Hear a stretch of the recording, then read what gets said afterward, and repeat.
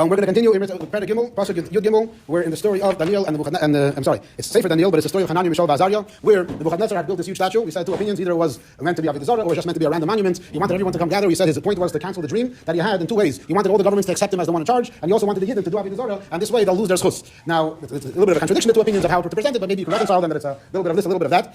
We said what happened was he played all the instruments besides the symphony, the symphony, whatever that's supposed to mean, and everybody bowed down besides the three, Chananya, Mishael, Azarya. We said that there are two opinions. Some say that there were 20 Jews with them that they did bow down. Some say it was just the three of them that didn't bow down. And Nevuchadnetzar, it's master from the Pesukim that he himself didn't notice, even though his whole goal was for the Jews. So if there were 23 of them and 20 bowed down, If there are 23 of them and 20 bowed down and 3 didn't, then it makes sense for Nevuchadnezzar not to notice. But if it was just the 3 of them and Nevuchadnezzar's whole kavod was for the Jews, it's a bit strange that he didn't notice. It could be that he did notice and they waited for people to snitch on him. It's a bit unclear to me. When they report him, Nevuchadnezzar is very upset. Now he made a threat. His threat was, whoever doesn't bow down, what happens to him?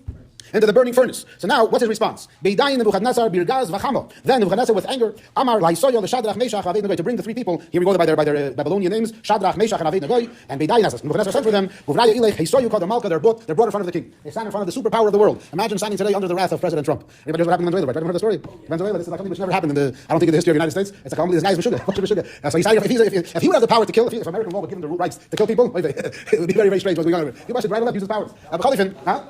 What do we say? He might just change the law to make it like that. Huh? Give me what happened? He sent troops to Venezuela and he captured the Prime Minister of Venezuela. Now he's in prison in New York. And the whole world was going crazy. He sent in 150 planes to Venezuela.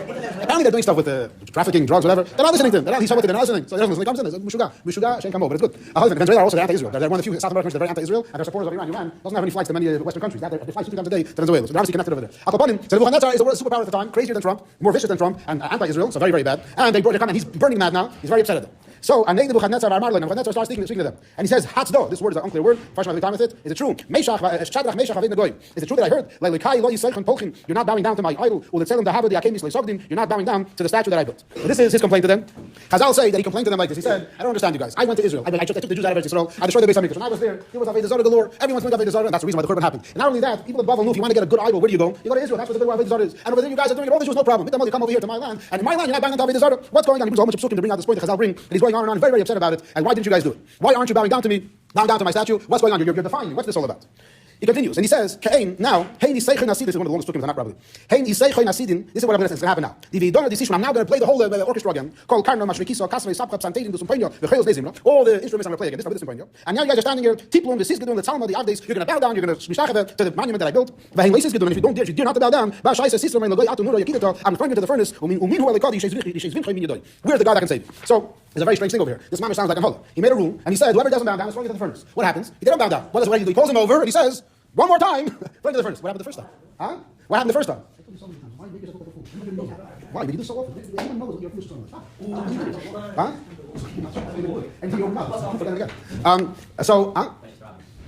Teachers are allowed to do a lot of things that other people cannot do. It's all the same. Huh? So what happened over here? He made a threat. So there's 2 answers that are about the same thing. One built on the other one. One answer is we said that last time, even though all the instruments were playing, there was one instrument that was not playing. The symphony, whatever that is, didn't play. And because of that, they had an excuse. It's like all the time. You never made this rule. You never said you can't gamble in the middle of the night. That's not one of the rules. So I can't get for it. No one never said that. You understand that it's also. Oh, you didn't say you can't punish me. Okay, from now on. Okay, say this time you got it. So Azarya said he did it. The symphony didn't play. So he can't act on it. So that's one answer. The second answer is part of the first answer. Why didn't he play the symphony? Why didn't he? Because Nevuchadnezzar's goal was not to kill Chananya, Mishael, Azarya. His goal was not to kill them. His goal was to get them to bow down. And now what he did was he opened up a Pesach. He played without the symphony, hoping that the Jews would bow down. And at the same time, if they don't bow down, he'll have another chance to pressure them into bowing down. Because now he can say, oh, you didn't do it because I have the symphony? Okay, fine. Now for the symphony, how you do it? And he hoped that with his anger, he couldn't single them out because not Kesher. His whole show what he's trying to do doesn't make sense to try to single them out. So it doesn't make sense to single them out. But now that they didn't listen to him, now he could single them out. Maybe back to the question I asked before. Maybe that's why he waited for people to snitch on him to make it as if he didn't know on his own. Even though his whole kavanah. I said, even though his whole kavanah was to get the Jews, he wanted to be not obvious why he's doing this. So now that he has a second opportunity, he can try to force them again, and this time he plays it with the instrument, with the symphony. And he's telling them, I'm going to do it now again, and now you're going to bow down. And he says, who is the God that can save you from me? So here, it's a chayra you can ask. Nevuchadnezzar had a dream a while ago, and Daniel came, and Daniel told him what the dream was plus the interpretation, and Nevuchadnezzar went wild. He wanted to make Daniel into a god, because only a godly creature can teach this to you. So you know Hashem is so great. You see how Hashem is helping out Daniel and telling him that no one else in this world has. So how can you dare go fight against Hashem?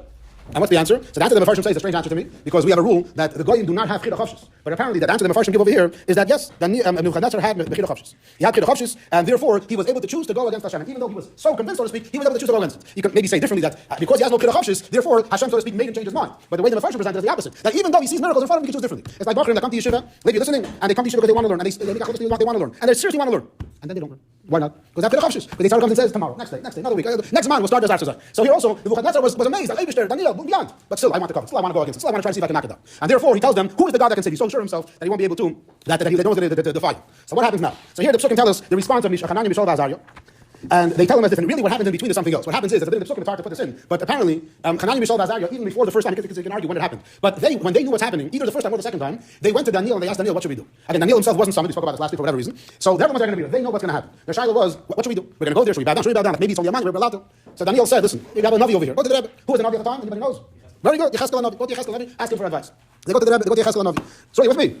Yecheskel Navi. What should we do? We have an issue over here. We're singled out. You have to come back down to Nevuchadnetzar. We don't want to. What should we do? Nevuchadnetzar says, Yecheskel says, I have an idea. I have a pasuk which says, Chavi Rega Ad Yaverzam. Run away. Run away. No one's going to see you guys just disappear. You don't show up. And then no one's going to notice. So there's hundreds of people there. There's all the nations that are there. All the governors, prime ministers, everybody's there. No one's going to notice. You guys are missing. And then no one's going to see. It'll be perfectly fine.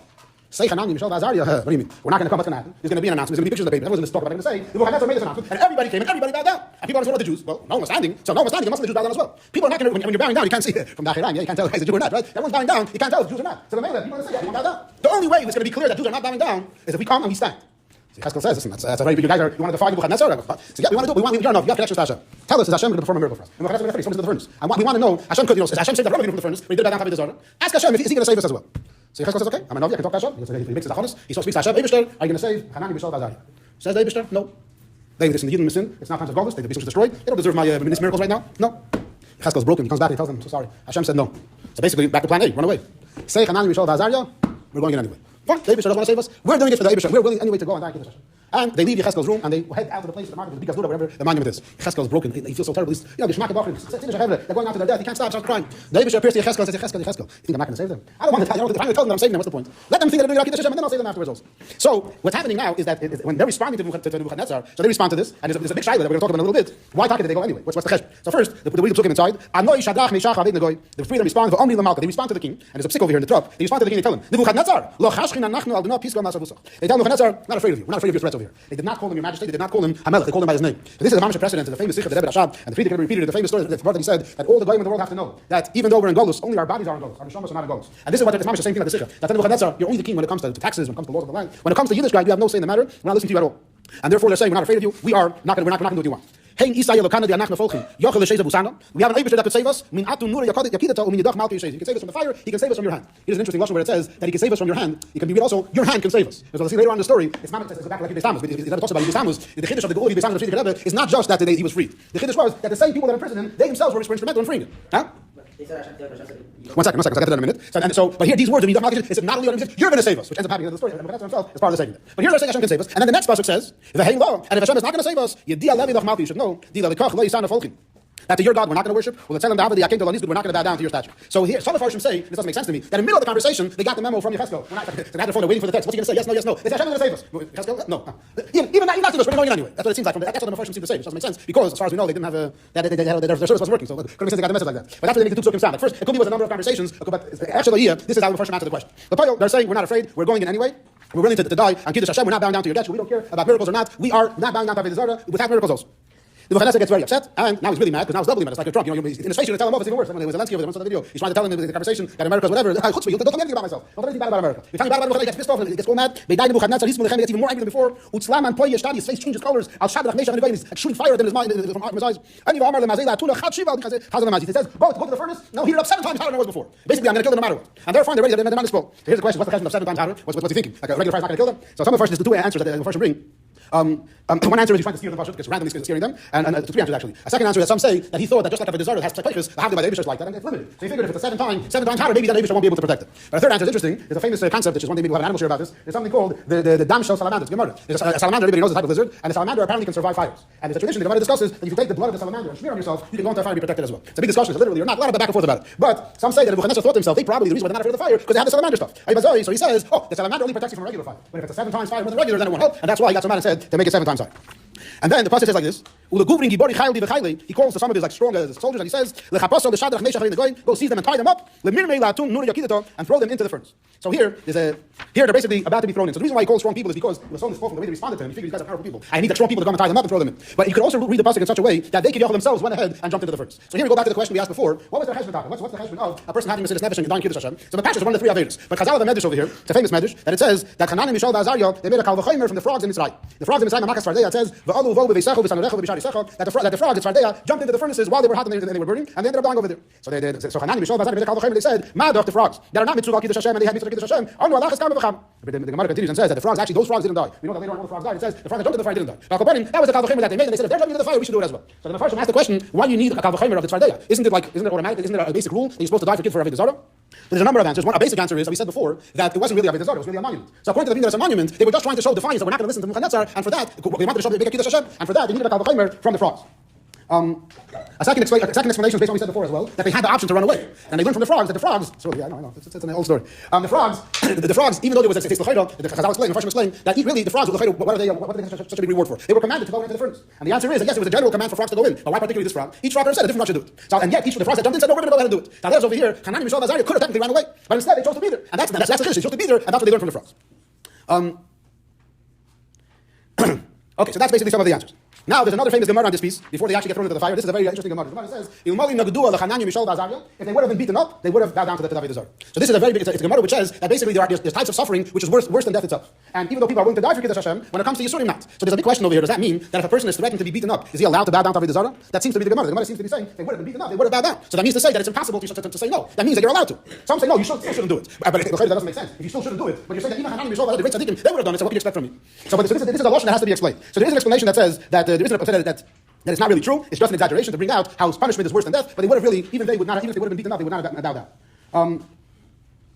Another explanation to explain this is based on what we said before, that it wasn't really avodah zarah, it was just a monument. So what they were doing right now wasn't really necessary. It wasn't really avodah zarah. So the fact that they were willing to die for not to make it to bow down to a monument, which is maybe avodah zarah, again, to make it to bow down to a monument, which could maybe be types of avodah zarah, that's really not necessary. And therefore, if they would have been beaten up, they would have went ahead and done it. But if it would be mamash avodah zarah, then even if they would be beaten up, they wouldn't have done it. Another explanation, this is I think I like the most, is that it says, what it means to say is that the Eibusher doesn't ask more from the person. So if a person gets beaten up, he won't be able to handle it. So therefore, people never get beaten up. Hashem will never arrange such a way, because it should bring out the point that being beaten up sometimes is worse than suffering death. And we're trying to say that the Eibusher never going to demand more than a person can handle, and therefore he's never come in such a way. So that's different about this stage of the story. Is a number of Pirushim about what happens. They don't get beaten up, they get thrown into the fire. And there is an opinion also, I said this before, I'll find it again now. There's an opinion that says that they actually went in themselves, and they didn't want to get, they were afraid that the blame they're going to take them are going to have them standing dangling out to the fire and suffering, and therefore they themselves slipped in, so therefore they shouldn't have to go through Yisurim. Because if they're going to stand right outside the heat, it'll be so painful, they'll end up bowing down to the avodah zarah. So therefore they jumped in, so to speak, in their mind get killed quicker, as long as they shouldn't have to bow down to the avodah zarah. Okay, that's all done.